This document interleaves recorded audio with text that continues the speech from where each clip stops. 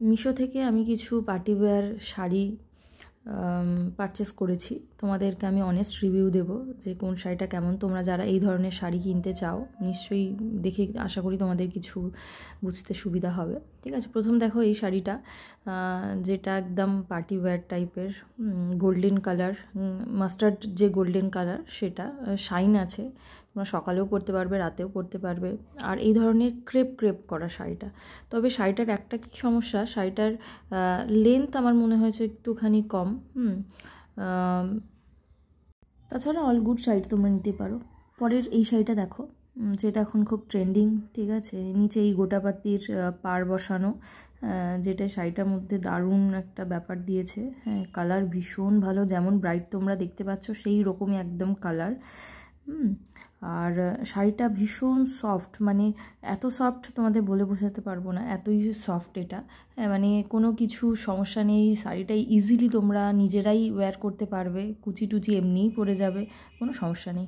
Next দেখো এটা, হ্যাঁ এই শাড়িটাও মানে শাটিন কাপড়, কোয়ালিটি শাটিন আছে। ঠিক আছে, আর হাফ হাফ আসলে এটা, আঁচলটা হচ্ছে কি যে ওইরকম ক্রেপের মতন এটা জয়েন করা শাড়িটা মাঝখান থেকে।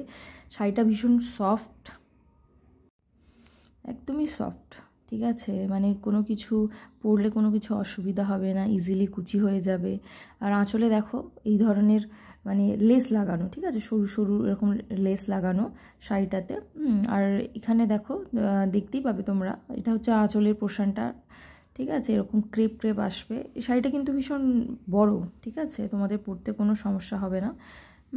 আর এই ধরনের ক্রেপ, এটা হাফ হাফ, এটা আঁচলের পোর্শনটা। আর এই জায়গাটা জয়েন করা এইভাবে শাটিন, এই পার্ট থেকে যেটা পড়বে সেটা শাটিন ব্ল্যাকের উপরে।